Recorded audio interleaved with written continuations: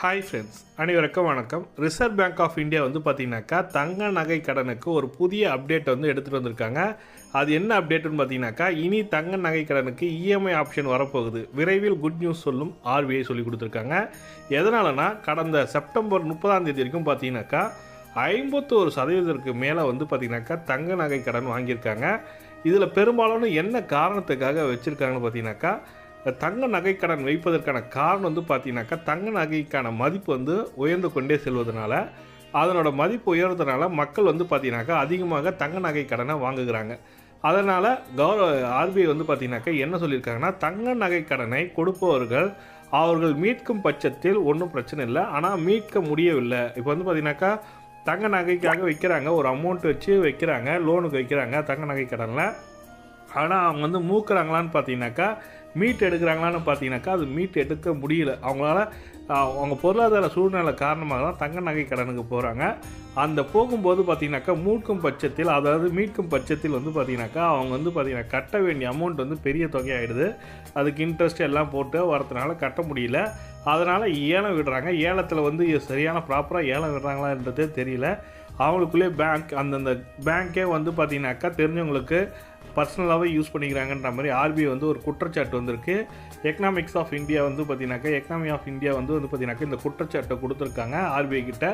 RBI வந்து உடனடியாக நடவடிக்கை எடுக்கப்படும் சொல்லி கொடுத்துருக்காங்க. அதனால் செப்டம்பர் 30 பார்த்தீங்கன்னாக்கா 51% பேருக்கு மேலே வந்து பார்த்தீங்கன்னாக்கா தங்க நகை கடன் பெற்றுள்ளதெல்லாம் இதை வந்து முறைப்படுத்தணும். அதுக்காக தான் கவர்மெண்ட் வந்து ரிசர்வ் பேங்க் ஆஃப் இந்தியா வந்து பார்த்தீங்கன்னாக்கா எல்லா பேங்க்லையும் இந்தியன் பேங்க்கு, கனரா பேங்க்கு, அதுக்கப்புறம் ப்ரைவேட்டில் இருக்க முத்தூட் கோல்டு, அர்டிகா கோல்டு, இந்த மாதிரி ப்ரைவேட்டாக என்சிபிஐன்னு சொல்லுவாங்க. அதில் மூலமாக தனியார்களில் கோல்டு லோன் வாங்குறவங்களுக்கு இப்போ வந்து ஆப்ஷன் வந்து கொடுக்கணும். அவங்களுக்கு வந்து பயனாளர்கள் வந்து அந்த நகைக்கடனை மூக்கும் பட்சத்தில் மூக்குறவங்களுக்கு தான் உடனடியாக கடனை வந்து கொடுக்கணும்.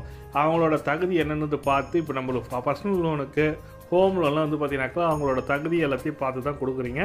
அதே போல் கோல்டு லோனுக்கும் அவங்களோட தகுதி இவங்க வந்து கட்டினா மீட்கப்படுமா, அந்த தங்க நகை கடன் மீட்கப்படுமான்றதை எதிர்பார்த்து தான் நீங்கள் தங்க நகை கொடுக்கணும்னு இருக்காங்க.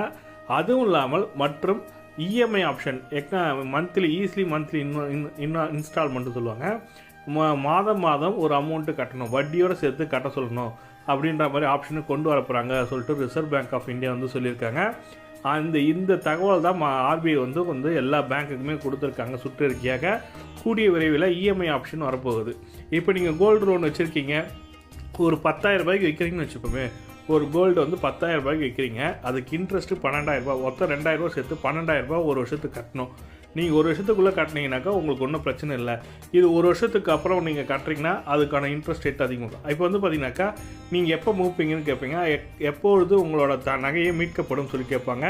கேட்கும்போது வந்து பார்த்தீங்கன்னாக்கா இன்னும் ஒரு 2 வருஷத்தில், இல்லை 3 மாதத்தில், இல்லை 4 மாதம், 5 மாதம், இல்லை ஒரு வருஷத்தில் மீட்கப்படும் பட்சத்தில் உங்களுக்கு 12,000க்கு 10,000 லோன் வாங்கியிருப்பீங்க, 2,000 ரூபாய் இன்ட்ரெஸ்ட் போட்டு உங்களுக்கு மாதம் நீங்கள் இவ்வளோ கட்டலாம் அப்படின்னு சொல்லிட்டு இஎம்ஐ ஆப்ஷன் கொடுத்துருவாங்க. அதுக்கப்புறம் நீங்கள் இஎம்ஐயாக மாதம் கட்டிக்கலாம். இது போல் நடக்கும் பட்சத்தில் உங்களுக்கு வந்து கோல்டு வந்து யாருமே ஏலத்துக்கு போகாது. அந்த வாடிக்கையாளரே வந்து நகையை வந்து மீட்டு எடுத்துக்கொள்ளப்படும்.